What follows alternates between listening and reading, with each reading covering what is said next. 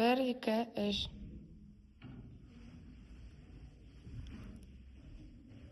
Қайырлы күн, құрметті дебаттер қауым, төменде мен қарсыластарым. Бүгінгі ойда сіздерге сәттілік өткізуге жеңіс тілей отыра ойынды бастайын.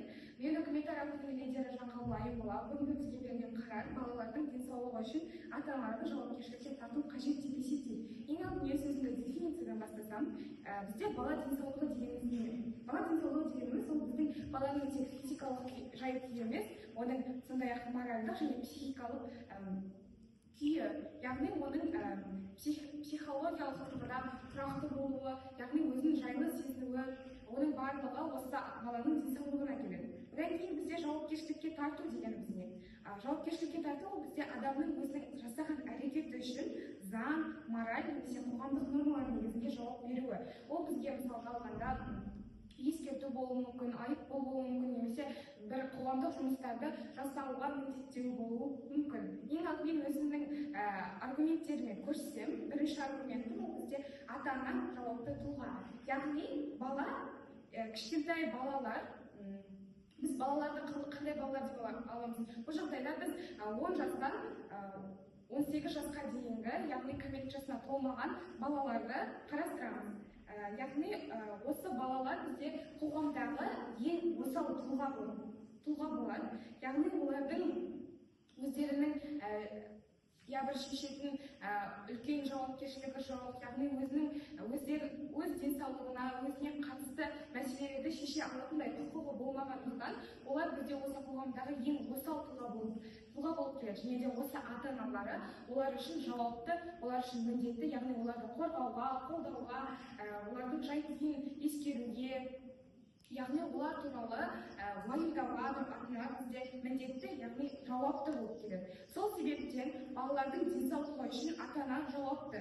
Яғни келесі аргумент ол бізде осы денсаулық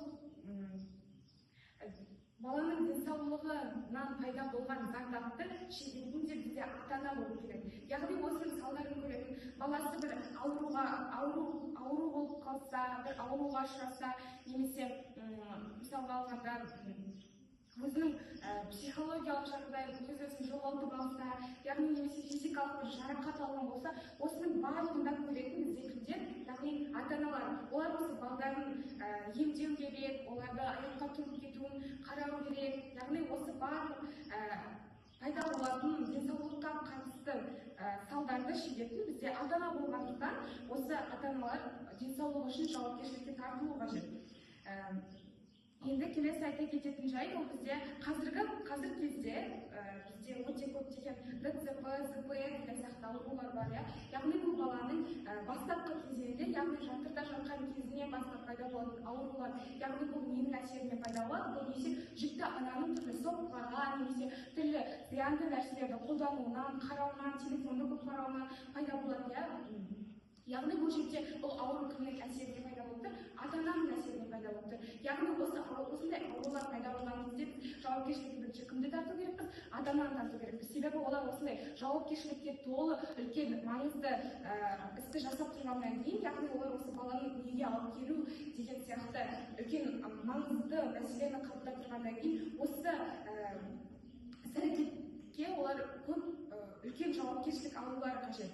Яғни олар осыған жауапты болу керек. Сол себептен біз ата-ананы жауапкершілікке тартамыз. Яғни бізде ол ДЦП деген баланың психологиялық тұрғыдан түрлі задержкалар болуы, яғни психологиялық тұрғыдан дамуының, сөйлеудің тежелуі. Және де біз қандай бала денсаулығы ұлт болашағының іргетасы деп ұрандай аламыз. Себебі баланың қазіргі кішкентай балалар, олар біздің болашағымыз, олар біздің осы ата-ананың болашағы, ата-ананың ұрпағын жалғастыратын, олардың артынан қалдырып кеткен мұрагерлері болғандықтан, осы балалардың денсаулығына ата-аналарды жауапкершілікке тартамыз. Яғни енді статистиканы келтіре кетсем, 2019 жылы Қазақстанда бізде 402.000 бала дүниеге келген, оның 16.768 бала ДЦП ауруымен туылған. Яғни бұл бізде аз сан емес. Яғни одан да азырақ жасауға болатын еді, егер біз ата-аналарды жауапкершілікке тоқтататын болсақ, яғни ата-аналарға бұрын ата-аналар осы бала тумай жатып баланы туу туралы мәселені қозғалмай тұрып, ата-аналар осындай ойланатын еді, яғни мен баланы денсаулығы дұрыс қылып туа аламын ба, оған қарай денсаулығын қорғай аламын ба, яғни оның баланың 12 мүшесі сау болып дүниеге келетініне ешқандай кепілдік болмағандықтан біз толықтай балалардың денсаулығын ата-аналардың жауапкершілігіне арту қажет деген ұстанымды ұстанып қаламыз. Назарларыңызға көп рахмет.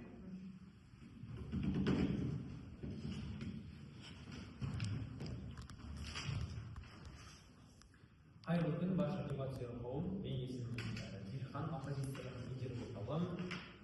Қарарды бастар алдын қарсылық келтірмеген, бізде қарар қандай болды? Қарар денсаулық үшін, балалардың денсаулығы үшін ата-аналарды жауапкершілікке тарту деген қарар болды. Және де қарсылас тараптың ең алғашқы аргументі бұл ата-ана баланың денсаулығына жауапты тұлға деген аргумент. Осы аргументке мен қарсылық келтірмеймін.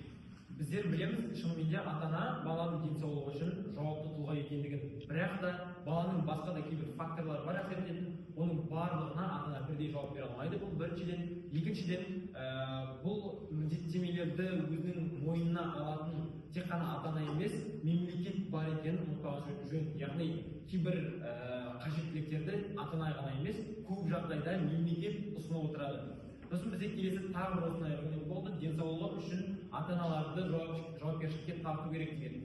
Бірақ та біз бұл оймен келіспейміз. Неге? Өйткені баланың кейбір аурулары бар, мысалы грипп, ветрянка, соқыршек сияқты, яғни ол аурулардан құтылу мүмкін емес, ол бәрібір уақытында келеді деген сияқты. Осындай кейбір аурулар болады. Аздап суық тигізіп алса, оның барлығына ата-аналарды жауапкершілікке тарту дұрыс емес, өйткені бұл жағдайда тек ата-ана ғана емес, оның табиғи факторлар, яғни табиғат, климат әсер етуі мүмкін, оған баланың өзінің де жағдайлары әсер етуі мүмкін. Осының барлығын ескере отырған жөн.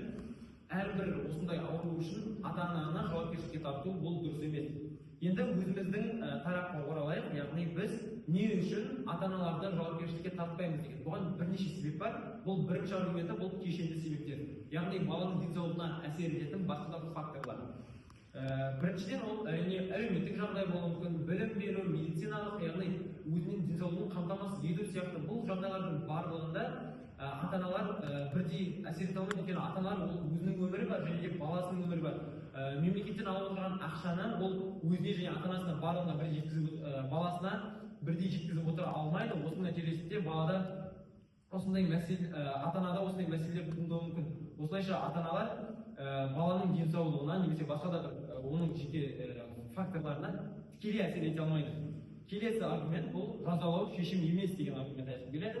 Яғни біздер ата-аналарды жазалау арқылы біз олардың осы мәселені шеше алмаймыз. Біз тек ата-аналарды қорқытып қана қоя аламыз. Яғни ата-аналар осылай жауапкершілікке тартылмаса екен дейді, олар уже психологиялық жағынан емес, тек өздерін ойлап, балаларын басқаша жағынан қарайтын болады. Яғни тек қорқып қалады мемлекеттен. Оның орнына біздер не істей аламыз? Біз оның орнына тегін ағарту, білім беру, немесе медициналық көмек көрсету сияқты көптеген жүйелерді енгізе аламыз. Мысалы ретінде Финляндияны алып қарауға болады. 2019 жылы Финляндияда мемлекет баланың денсаулығына әсер ететіндей арнайы жүйе ойлап тапты. Бұл жүйенің негізінде балалардың денсаулығы жақсарды, ата-аналардың мойнынан жүк түсті деп айтуға болады, және де осы арқылы балалардың өлім-жітім көрсеткіші төмендеп, Финляндияның денсаулық сапасы әрі қарата жақсарды деп айтқымыз келеді. Келесі аргумент бұл бақылау, шектен тыс араласу деген аргумент. Бұл жерде біз не айтамыз? Бақылау бұл ата-аналардың да, балалардың да құқығын шектей алады. Яғни ата-аналардың құқығы шектелу арқылы олар сол отбасының өміріне қол сұғады деп айтамыз. Әрбір отбасы өзінің мәселелерін өздері шешу керек, ал мемлекет болса тек оларға жағдай жасап беру керек. Алайда олардың өміріне ішкі жағдайды толықтай араласатын болса, онда ол отбасылық құндылықтардың жойылуына алып келеді. Қорытындылай келе, мен ата-аналардың балалардың денсаулығы үшін жауапкершілікке тартылуы бұл дұрыс емес деп айтқым келеді. Назарларыңызға рахмет.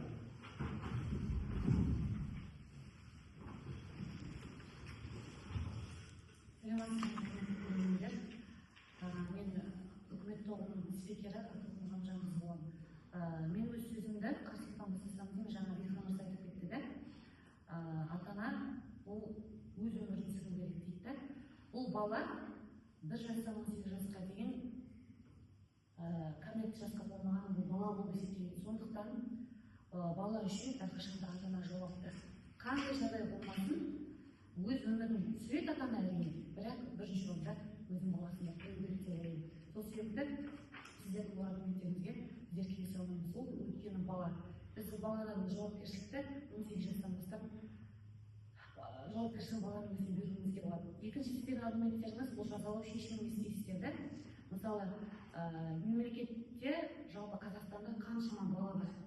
Оған мемлекет жауап беретін болса, сонда жаңағы ата-ананың жіберген қателігіне ата-ана жауап бермейтін болса, онда ол қателікті ата-ана бірінші баласына да, екінші баласына да, үшінші баласына да беруге де жіберуі мүмкін. Сондықтан ата-ана өзінің отбасында қанша бала бар, оны өсіріп, ұядан ұшырғанша жауапты деп ойлаймыз. Үшінші аргумент шектенсіз жаңа араласпау дедіңіз ғой, шектенсіз араласпау деді ғой. Тағы да айтып өтем, бала бұл бала. Ата-ана тіпті 18 жасқа толғаннан кейін де баланың денсаулығын күтуге немесе басқа да жағдайларға араласады. Жаңа айттыңыздар да, егер ата-ана баланың қалай дедіңіз жаңа қалай деді?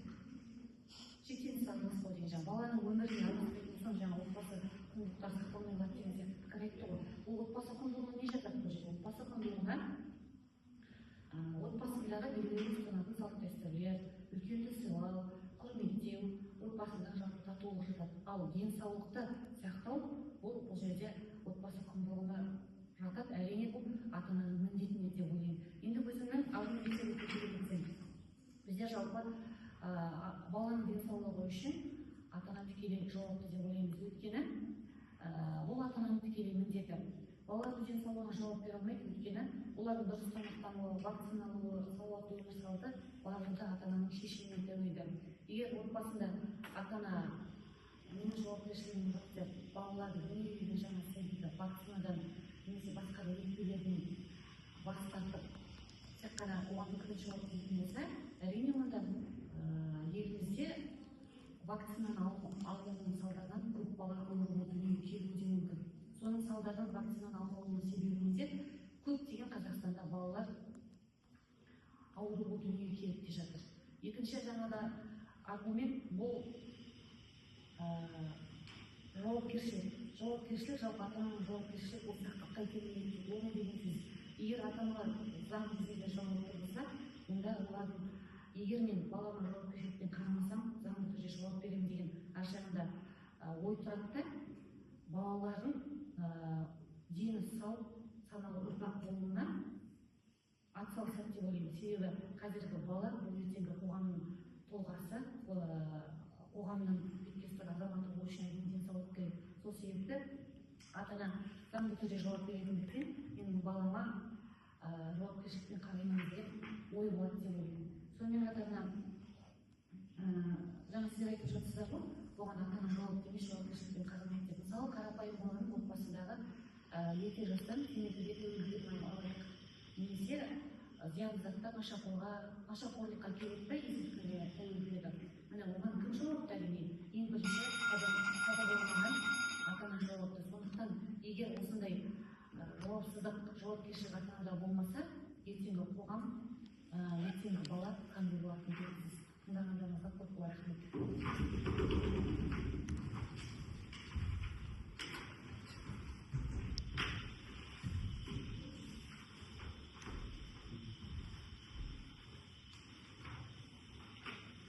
Қайырлы күн, дебат сүйер қауым. Менің атымнан Гүлманов Шағұлы. Енді бүгінгі қарастырылып жатқан мәселе өте өзекті. Жаңа оппоненттің айтып өткендей, бастықтар айтып өткендей, жаңағы видеоның аргументтерінде қуатысы кезінде болды. Бірақ та жаңа соңғы сөзінде айтып өткендей, зиянды әдеттерден бас тарту деді ғой. Баланы жаңағы кішкентайдан бастап темекі шегу, электронды темекі шегу, сусындар, ішімдіктер.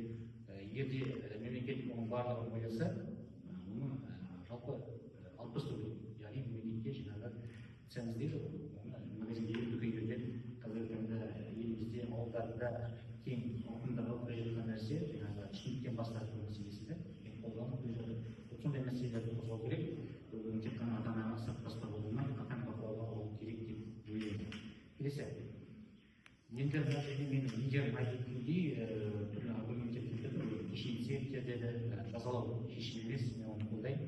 Жай ғана психологиялық оқыту арқылы осындай ата-анаға жауапкершілікті артып қажет емес, мемлекет өз қолына алу керек. Себебі балаларымыздың денсаулығы ол біздің мемлекетіміздің басты құндылығы деп есептеймін. Енді алып қосар болсам, кішкене 2007-2017 жылдары жалпы елімізде түрлі медицина жоғары орындарда педиатрия мамандығы жабылған екен. Педиатрия дегеніміз не? Ол жалпы өткендердің соның ішінде бала денсаулығына беретін мамандықтардың бірі. Енді дамыған елдерде, осы әлеуметтік салада, соның ішінде медициналық салада көп заңдылықтар мәселен ақшта 15 жалпы ішкі бюджет бойынша Германияда, Францияда 8, ал бізде тек қана 3%. Бұл нені көрсетеді? Бұл дүниежүзілік денсаулық сақтау ұйымының ұйғарымы бойынша жалпы денсаулық саласына бөлінетін қаржы кемінде 6% болу керек. 6% болу қажет. Өздеріңіз сараптай беріңіздер, Қазақстанда бұл қандай деңгейде екенін. Жаңа табиғи ветеринария деп жатыр, бұл шешім емес. Ата-аналардың тек қана ата-аналардың жауапкершілікке тарту бұл шешім емес. Себебі елімізде гипертонемия деген белгіні бастап, жалпы көп қозғалыссыз белсенділігі аз. Яғни мемлекет тарапы қазіргі кезде жаңа менің лидерім айтып өткендей, ағарту саласында, білім беру саласында, соның ішінде балаларға түрлі секциялар, үйірмелер, би гимнастика, атлетика үйірмелеріне жаңағы қосымша тегін үйірмелерді көбейту қажет деп есептеймін. Сонда ғана тек қана ата-ананың қажет емес, сондықтан мемлекет жеткілікті дәрежеде осы бала денсаулығына көп көңіл бөледі деп есептеймін.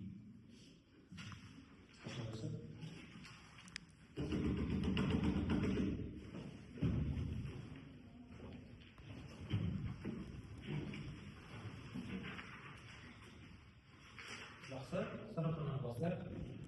Ең алдымен бізде ойын қалай ашылды? Ойын бізде қарсыластардың лидері Айым ханымның дефинициямен аренаны бізге ашып берді. Одан кейін әр арта оқыған аргументтер айтты. Айым ханым айтып кеткен аргументтерін тоқталып кетейік. Ата-ана жауапқа денсаулығы үшін оларды тарату керек деген сияқты көптеген аргументтер болды, бірақ бұл аргументтер өте әлсіз болды деп есептейміз. Өйткені бұл аргументтер тек қана бір саланы қалыптастырды да тек сол айналада жүре берді. Егер де мен сіздің орныңызда болсам, бұл балалардың денсаулығы үшін жауапкершілікке тарту туралы мәселені басқа да салалармен, басқа әлеуметтік салалармен алмастырып қарастыратын едім деп айтып береді, және сіздің аргументтеріңіз өте әлсіз болғандығын айтып береді. Одан кейін алаңға мен шықтым да, одан кейін қарсылық келтіре алдым, және де өзімнің аренамды, өзімнің тарапымды әр артық қолдай алдым, өзімнің аргументтерімді айтып, оларды толықтыра алдым, статистика келтірдім, яғни сөзім өте толық болды деп айтып береді. Одан кейін бізде қарсылас тараптың спикері Ақтолқын ханым шығады, бізге не айтады? Ол алдымен қарсылық келтірген болды, бірақ бұл қарсылықтар толық емес болды. Бұл біріншіден, екіншіден қарсылық келтірген екен, оның орнына оның шешімін айту бұл міндетті деп атады. Бірақ сіз тек қарсылық келтірген болдыңыз да, шамамен түр көрсеттіңіздер, бірақ толықтай оның шешімін айтылған жоқсыз деп айтып келеді. Сонымен қатар дебаттағы тағы бір басты қателік бұл екінші спикердің жаңа аргументтерді қосуы. Неге? Өйткені дебатта бірінші спикер, яғни лидер айтып кеткен аргументтерді екінші спикер шығып тек қолдап кету керек, бірақ та сіздер жаңа аргумент қосып кеттіңіздер. Одан кейін бізде менің көмекшім Думан мырза шықты да қарсылық келтіре алды, және де өзінің ойын статистика келтіру арқылы толықтыра алды деп айтып береді. Сонымен қатар біздің тараптың аргументтері өте мықты болды, және де ол осы ойында қалдырмай қалды деп айтып береді. Назарларыңызға рахмет.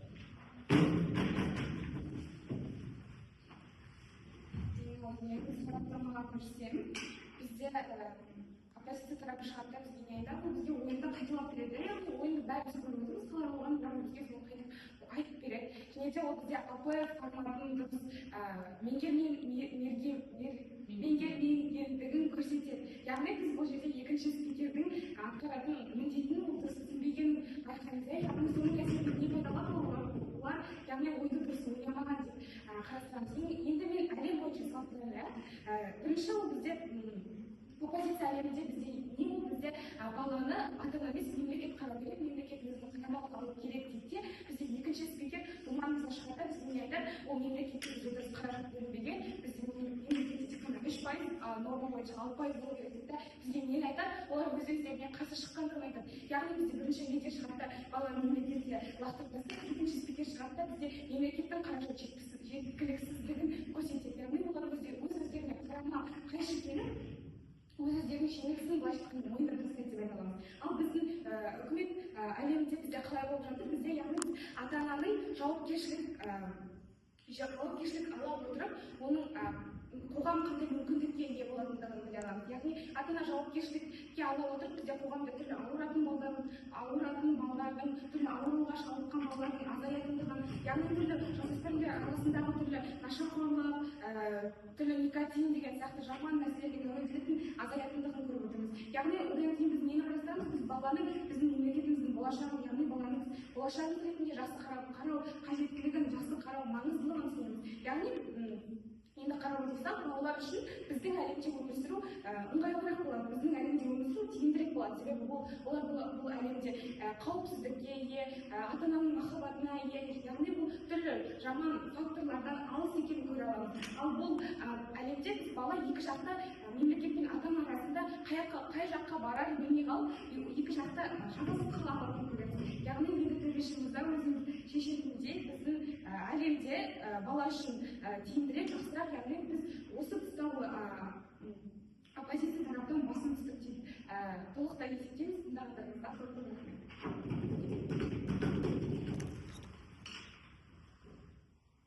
Все, молодцы.